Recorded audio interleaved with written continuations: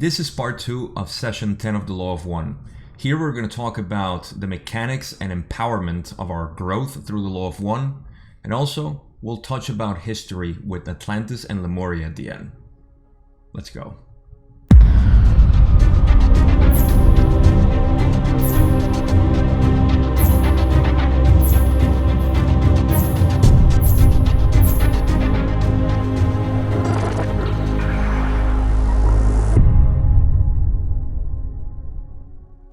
I want to start this by explaining a concept that I think is important to keep in mind when we talk about our spiritual growth and our purpose here on Earth, especially in these times.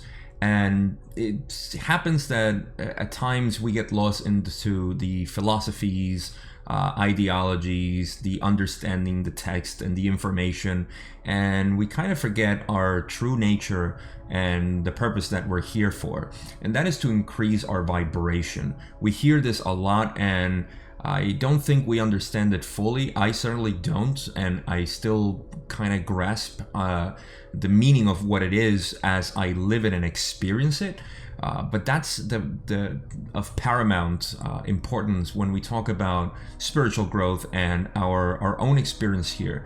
And this is going to translate into what Ra is explaining here, but I want to give a little bit of context of how I see it. And it's the most important thing is to know that we are here to increase our vibration.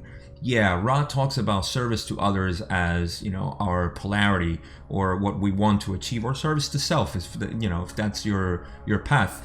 But our foundation for that is our own vibration. We cannot serve others if we do not love ourselves or accept ourselves. And this is what Ra calls the acceptance of self. So I like to describe it as service to others, or your capacity to serve others is like a bar that has a capacity, of course. And then there is another capacity or bar that has importance into how you play this. And this is your acceptance of self and how much you love yourself. And the other one is how much you can serve others. So you cannot serve others by not loving yourself this much. It's just physically impossible. So you can always increase and improve who you are in acceptance and loving, without the selfish portion, of course. There's a key distinction there between selfishness and loving the self, or appreciating and accepting who you are. But the more you love yourself and the more you vibrate, basically, because of how much you accept yourself, then the more you serve others, even indirectly, without the active actions that you take to serve others. So really important there, and this is going to translate pretty well into what Ra gives as an exercise here, or several exercises in the experience that we call life in this illusion. So the first question actually has the meat and the importance of what Ra is going to say or approve, because spoiler alert, he's going to say yes. So it's important to pay attention to the question, and we'll talk about it after we go through the question and answer. Here Don is asking, while an entity is incarnate in this third density at this time, he may either learn without consciously knowing what he's doing, or he may learn after he is consciously aware that he is learning in the ways of the Law of One. The second way, it is possible for the entity to greatly accelerate his growth. Is not this correct? Ra says, this is correct.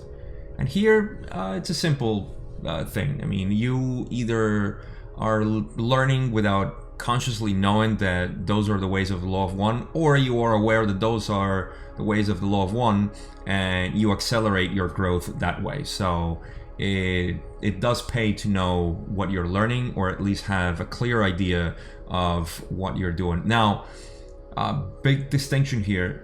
The Law of One is not just what Ra gave. It's Ra content is known for being the Law of One, but the Law of One, it resides in every other philosophy, ancient philosophies like the Essenes and others who clearly talked about ascension. So the Law of One is not something exclusive to the Ra contact.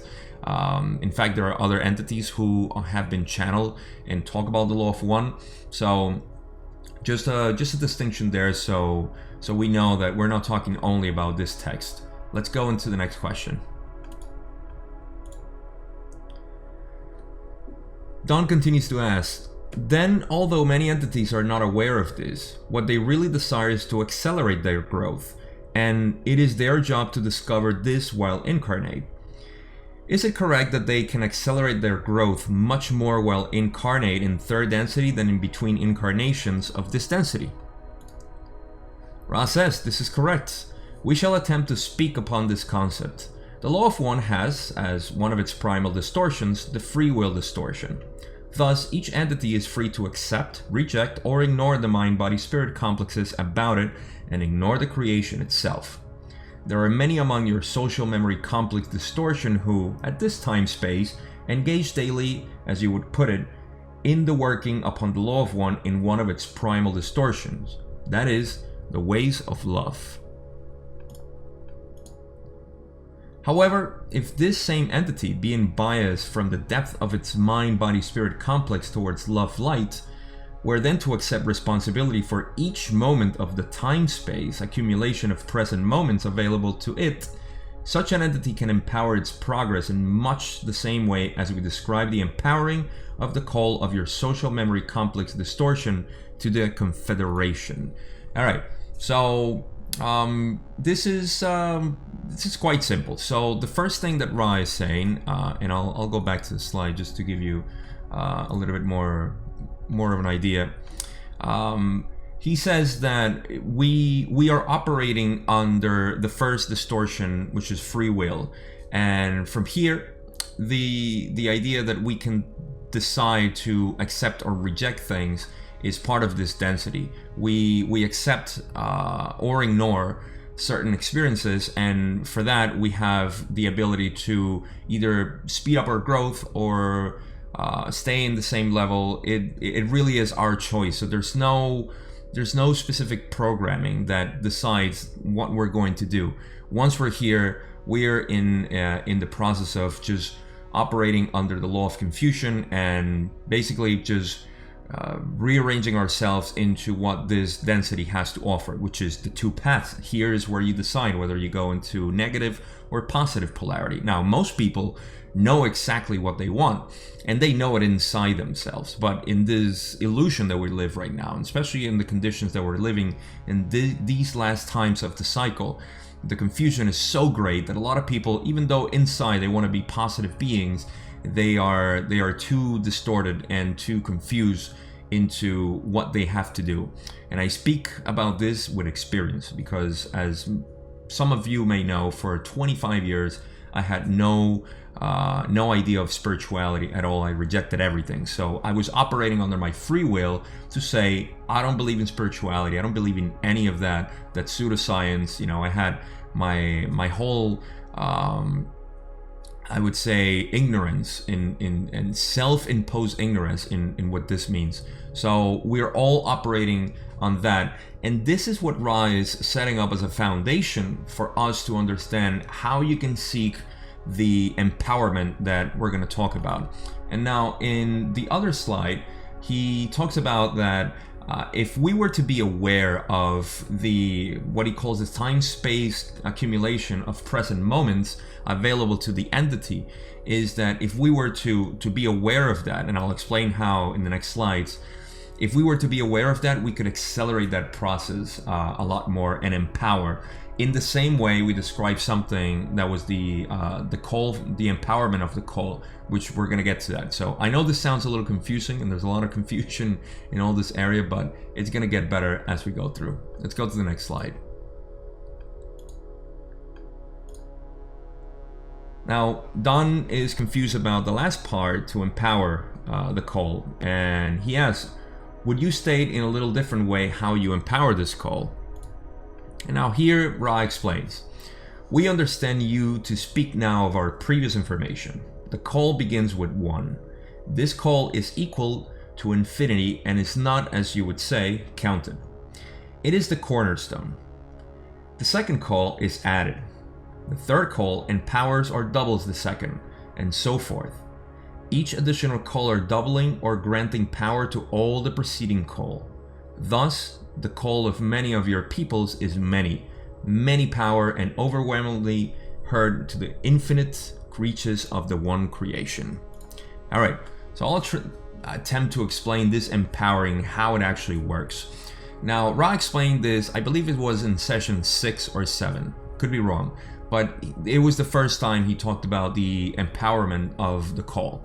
And it goes like this. If we were to have 10 people and we would all call upon, say, Christ consciousness, and we wanted to empower that call because we're all in the same vibration that we want to call upon consciousness, Christ consciousness, and get information from them, or at least be guided by them. The process goes this way. If it's just me, it equals to 1. If it's someone else with me, then it's 2. But if we add another 1, then it would be double the last one, so it would be 4. So we have 1, then 2, then 4. Then the fourth person would add 8 to it because it's doubling the last one, and so it goes. So we would have, for 10 people, we have 1, 2, 4, 8, 16, 32, 64, 128, 256, so on and so forth. This all adds up, and 10 people ends up being like over 1,000 or so. I forget what the addition is, or the empowerment of the call. So it's not just 10 people; it actually equals to over 1,000 people asking for this call, and this could be in any way. It could be for, say, a ritual that's performed, or it could be just for channeling purposes, like they have done. It has many uses, and like he says, it's the empowerment of call to the Confederation. So that's very important to keep in mind, just to keep it in our books. Let's go to the next question. Now, here we get into the important part. For general development of the reader of this book, could you state some of the practices or exercises to perform to produce an acceleration toward the law of one? Here we go. Ra says, Exercise 1. This is the most nearly center and usable within your illusion complex. The moment contains love. That is the lesson goal of this illusion or density. The exercise is to consciously seek that love in awareness and understanding distortions. The first attempt is the cornerstone. Upon this choosing rests the remainder of the life experience of an entity. The second seeking of love within the moment begins the addition. So before we go further here, now he's talking about not the empowerment of a call with different entities, but with your own awareness and conscious understanding of your experience right now. And I'll make a little exercise as I'm doing the video with you guys. But that's the first part, that it's the person, the entity. You can do this and you're supposed to do this on your own, because this is the empowerment. Is going to be obvious as we go with the slides. So let's move into that. And just like with the other exercise, he says the second seeking of love within the moment begins the addition. The third seeking powers the second, the fourth powering or doubling the third. As with the previous type of empowerment, there will be some loss of power due to the flows within the seeking in the distortion of insincerity. However, the conscious statement of self to self of the desire to seek love is so central an act of will that, as before, the loss of power due to this friction is inconsequential. Okay, so again, this goes into the empowerment of the call. What he's saying here is that the moment contains love, and it's your job or your exercise to seek that love in the moment. Okay, and each seeking of subsequent love within the moment will empower your own seeking of love, and it will basically increase your vibration in that way. So if I'm here, and I'll say it right here, it's 5:20 p.m. and I'm thinking about the sun. The sun is out there. It's a beautiful day. To me, I see that with love. Then I realized that Ali is laying here next to me, and he's my pet. He gives me this love every single day, every hour. Actually, he's always on top of me, and I continue to look. I'm recording a video that some people are gonna watch, and I'm going to just have this sharing of information that I love, and I can continue on. I can say I have the means that not even 20 or 30 years ago used to be impossible for somebody like me to have. I have a webcam, I have a microphone, I have a computer, I have so many things. I have family members and people. You can keep doing it. I mean, it's an infinite possibility that you have here to empower the seeking of the love within the moment. So as you do this exercise, the more you add to it, the more it empowers the previous one. So this is just the basic exercise. And what he says, the foundation, is the cornerstone of everything, is the first exercise, which is just seeking the love in the moment. No matter what you're doing, where you are, there is always love in the moment, and it's your job to seek it. And that's what's going to empower your call upon this intelligent infinity, basically. Well, let's move on to the other exercises, which I think are pretty useful to keep in mind as we try to appreciate this universe. Exercise 2, he says, the universe is one being. When a mind-body-spirit complex views another mind-body-spirit complex, see the creator. This is a helpful exercise. Exercise 3, gaze within a mirror. See the creator. Exercise 4, gaze at the creation which lies about the mind-body-spirit complex of each entity. See the creator. So this is just basically seeing the creator and everything. And to this, you don't have to have a full understanding of how the fabric of reality is interwoven, but you can see that everything that we have, anything that you can see from light, matter, or whatever we want to call it, because in the end, all is one. We are looking at matter as if it was separate or it was inanimate, but it's not. It's living. It has a consciousness. The planet has a consciousness. Obviously, we have consciousness. When you look at everybody in the streets, you realize that they have an essence of the creator in them, just like you have an essence of the creator in you. And that's why he's saying, first, the universe is one being, meaning that we are all the creator with different iterations of it. So just look around it and see the creator. Then look in the mirror, look at yourself and see the creator. We often get caught in this idea that we're just humans here and we have to do things, and we forget that we are here as the creator to experience itself and to give it an idea of what the lifestyle that you are having empowers the knowing of the creator.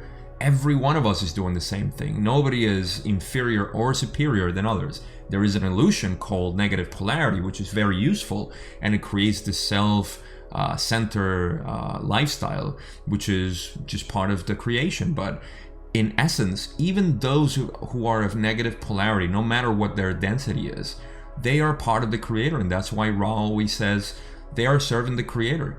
Everybody and everything is serving the creator. So that's important to keep in mind. And finally, what he says, gaze at the creation which lies about the mind body spirit complex of each entity. See the creator. Just see the creator in everything, because this is just what the universe is. Let's go on with the next part of this answer. He says and finishes, the foundation or prerequisite of these exercises is a predilection towards what may be called meditation, contemplation, or prayer. With this attitude, these exercises can be processed. Without it, the data will not sink down into the roots of the tree of mind, thus enabling and ennobling the body and touching the spirits. Very important here. While you can do this consciously, just like say you're driving, you're walking, and that is through the process of contemplation. You contemplate just the reality around you, and it does help. I think meditation is also part of it in a deeper way, I would say, because through contemplation we can do it on the go. I would say meditation is a lot more, because you're disconnecting from the physical world, and you're trying your best to concentrate on the thoughts that come from intelligent infinity. So that's what he's saying, that the foundation of this is not just to say it. Like a lot of people say, yeah, I'm appreciative of this, I love that, but they're not really tapping into the essence of it. And there's a huge distinction there. And what he says, when he says that without this, the data will not sink into the roots of the tree of the mind, which means that it will kind of like get into the leaves of the mind and blow away. I mean, you want this to actually sink in you, and the way to do it is through contemplation and through meditation. Prayer is also another form of meditation. So just in any way, try to make it sink into your own mind, and that's how it works. Now let's get into the history part of this session, which is Atlantis and Lemuria. That's it for the exercises. As usual, just leave me any comments if you have any questions or want to discuss anything. So let's get into the history of this part. I was wondering about the advent of the civilization I called Atlantis and Lemuria, the way these civilizations occurred, and where did they come from? The civilizations of Atlantis and Lemuria were not one but two. Let us look first at the Mu entities. They were beings of a somewhat primitive nature, but those who had very advanced spiritual distortions. The civilization was part of this cycle, experienced early within the cycle at the time of approximately 53,000 of your years ago. It was a helpful and harmless place which was washed beneath the ocean during a readjustment of your sphere's tectonic plates through no action of their own. Very important here. They're talking about the Mu entities, which is Lemuria, and what he's talking about, well, first it gives us a pretty good date, 53,000 years ago. They used to live there, and one big thing to take out here, without delving too much into what happened, is that there was a readjustment of our tectonic plates, which means that there was a part of the planet that was going through the evolution that we know that happens on Earth through the different parts of the cycles. And being that it was 53,000 years ago, it could be at the end of the first cycle, of the first major cycle. So very important to keep that in mind. It wasn't, and there's a reason why he says through no action of their own, because as we all know, Atlantis was because of their actions, as we'll soon find out. So that's the distinction I wanted to make there. Let's go on. They set out those who survive and reach many places in what you call Russia, North America, and South America. The Indians, of whom you have come to feel some sympathy for in your social memory complex distortions, are the descendants of these entities. Like the other incarnates of this cycle, they came from elsewhere. However, these particular entities were largely drawn from a second density planet which had some difficulty due to the age of its sun in achieving third density life conditions. This planet was from the galaxy Deneb. Okay, so my pause here is to first, I can't read today. Second is that these entities came from elsewhere, like he's saying. It seems like they were graduating from second density to third density, and they were beginning that cycle, but because of the star. Oh, and another distinction here that I think I've made in the past is the term galaxy, which I'll explain at the end, but they mean a star system. Deneb is one of the stars in the Milky Way galaxy. They have a thing, and we'll talk about this, but anyhow, they came from another planet that apparently didn't have the conditions for third density because of the age of its star or its sun, and they came here to incarnate, and they had pretty advanced spiritual distortions, or pretty much a pretty advanced spirit in this regard. I know Drunvalo Melchizedek talks about these being very feminine in the female energy, and they were pretty naive in them. But again, I'm going beyond the raw content here, just thinking about the things that I know of Lemuria. And they're also, like he says, they were part of the Indians. The vast majority of the Indians here are descendants from them. Let's go on. The Atlantean race was a very conglomerate social complex which began to form approximately 31,000 years in the past of your space-time continuum illusion. It was a slow-growing, very agrarian society until approximately 15,000 of your years ago. It reached quickly a high technological understanding which caused it to be able to use intelligent infinity in a less informative manner. Now here is where we start to see how the Atlanteans basically messed up pretty hard, and that was because they were very advanced technologically. Sounds familiar? They were not very spiritual advanced, although they were, well, I take that back. They seem to be very spiritual advanced, but more into the conflict kind of, I guess, distortion. And I don't think they were very sure about the polarity they were going towards, but it seemed like at the end they were turning negative, as I think Ra would mention here. But that's what the Atlanteans basically started doing with their technology. Let's go on to the next slide. We may add that they use intelligent energy as well, manipulating greatly the natural influxes of the indigo or pineal ray from divine or infinite energy. Thus, they were able to create life forms. This they began to do instead of healing, perfecting their own mind-body-spirit complexes, turning their distortions towards what you may call the negative. Approximately 11,000 of your years ago, the first of the what you call wars caused approximately 40% of this population to leave the density by means of disintegration of the body.